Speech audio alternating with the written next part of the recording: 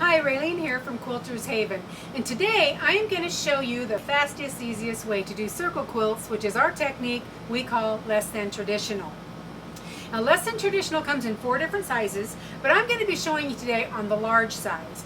If you're a beginner, we highly recommend that you start with the large because it's much easier to handle larger pieces. If you've been sewing, quilting, whatever for years, you'll be fine with any size. But again, I'm going to be showing you on the large size. So the first thing I'm going to do is take a square of my top fabric. Now the top fabric is what's going to end up in the center of our circles when our quilt is done. So I'm going to take that top fabric and I'm going to turn that around to the back side. Now I'm going to take my circle template. Now you notice this is not out of acrylic. That's because we're not actually cutting out circles and then trying to accurately add a seam allowance to a stack of circles. That's where your circle quilts get off. This is actually going to be used to mark our sewing line. My seam allowance is already in my template, so I'm always going to be accurate.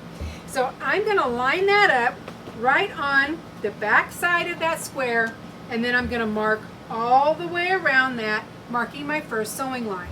Now, whatever you want to use to mark this line that you can see well is fine, because this line is never going to show. Now, once I've marked that circle, next the pattern tells me that I need to cut a slit within that circle. So now I'm going to take my less than traditional no shadow ruler. Right here on the center it says large size and there's a partial circle. I am going to line that up right on that circle that we just marked, and then it tells me to cut right between these two lines to get that slit exactly where it needs to be. So you can just use your rotary cutter. Now, don't worry if you're not comfortable rotary cutting. You can just mark that line and then cut it with your scissors. So now we've got our circle marked, our slit cut. We're going to put this aside. Next, we're going to take a square of our batting. Now on this quilt, the batting is very important. It must be super thin and super lightweight, because eventually we're going to be folding 6 thicknesses of fabric and batting over the top of each other. And if your batting is too thick, it's going to pucker up and be very difficult to work with. Now, in all the over 45 years of doing this technique, the only product that we use or recommend is called Thermore. Thermore was originally made for clothing, so it's very lightweight, but it's also very durable. It's made by Hobbs bonded fibers, and again, we've tried everything out on the market, and anytime a new thin batt comes out, we try it. Thermore is still the best product. Now, if you're doing placemats, table runners, tablecloths, or just a decorative cover for the bed, you don't need the batting. It'll be fine with just your 2 pieces of fabric, and that'll save you some money as well. But if you're going to be using a batting, you want it to be Thermore. Now, we sell these small packages on our website. This is considered a crib size, which would be enough to do 12 of your large circles. But if you're going to be doing bigger projects, you're going to want to purchase this either from your local quilt shop, or if they don't carry it, you're going to get this on Amazon. It comes in a gray package, 90 by 108, which is enough to do a small full size if you cut carefully. So now, again, I'm going to take a square of my batting. Then I'm going to take a square of my back fabric. If it has a right or wrong side, you want to put that right side up. Then we're going to take that square that we marked the circle on and slit and put that one right side down, because we want our right sides of our fabrics to be together. We're going to put a few pins in to hold it, and then we're going to sew right on top of our line all the way around.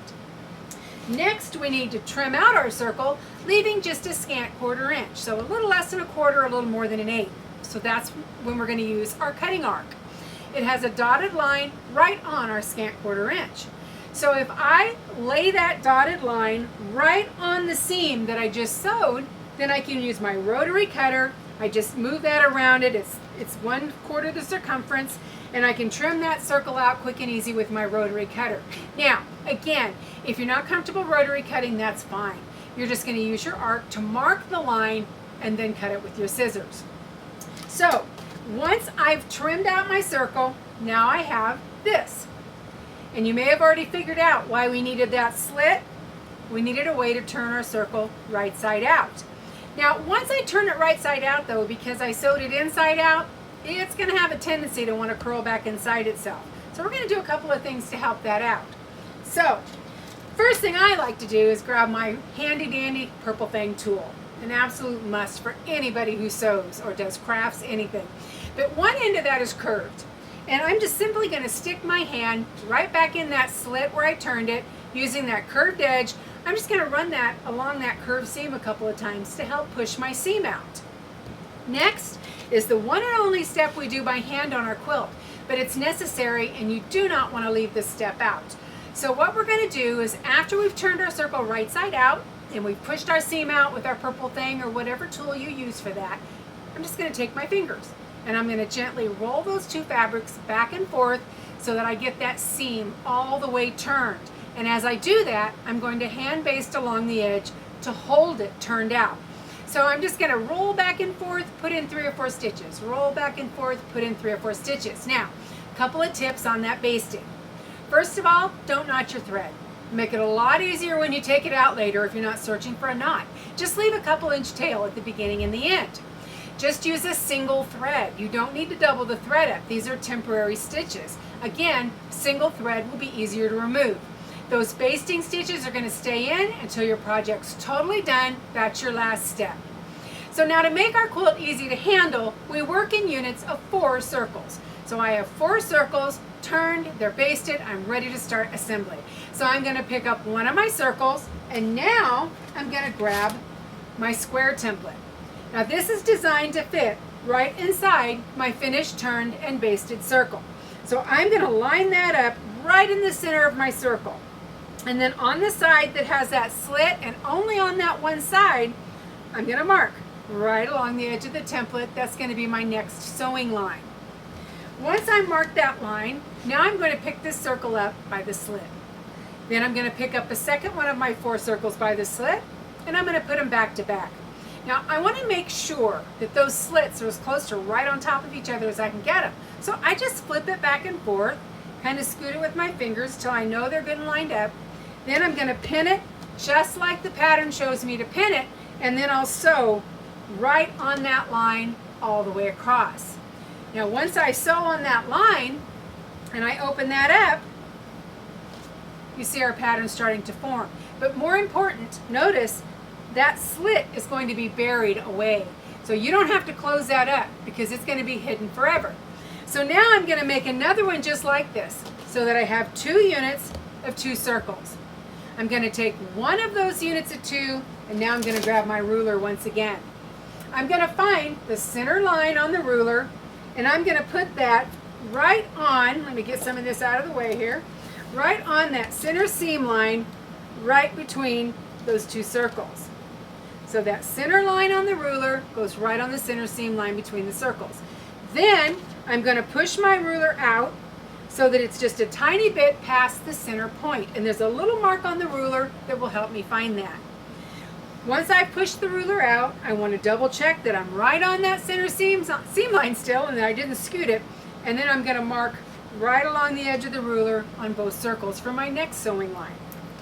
So now I'm going to take those 2 units of 2, I'm going to line those up real good, pin them just like the pattern shows me to pin them, and then I'm going to be ready to sew on that line.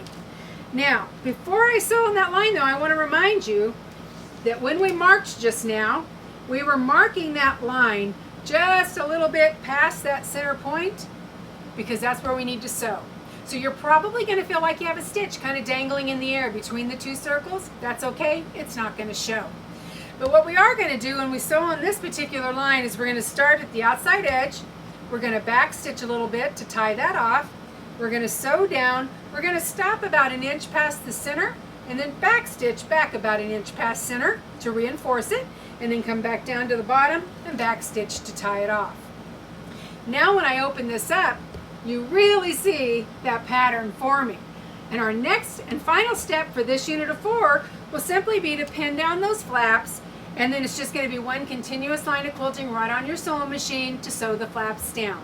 So we're just going to start at any outside edge and just kind of keep following around the flaps. And don't worry if you aren't seeing where my finger is going, all this is in the pattern.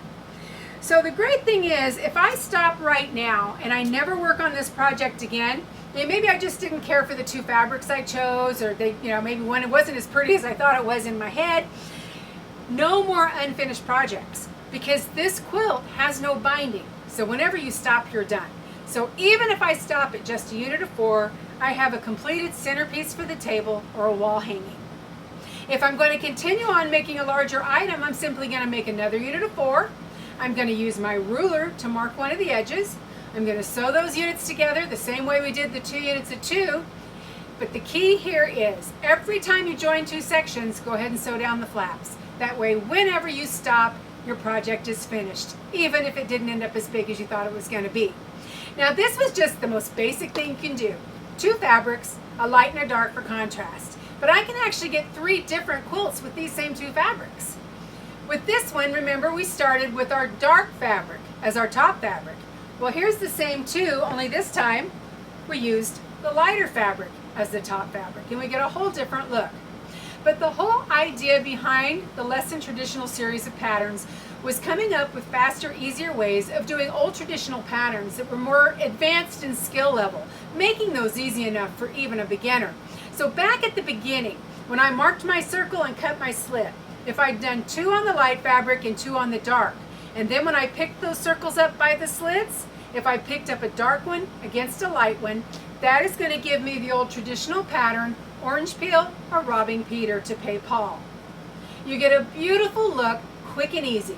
And even though you get a little bit of an optical illusion, like you've done some funky interlocking on those flaps, when I spin it around, you see it was just every other one turned the other direction. And what gives you that illusion on those flaps was just when the back of that comes around to the front. So that's how easy it is to do Less Than Traditional. Check out our website for all of our different patterns and books and to see the other sizes.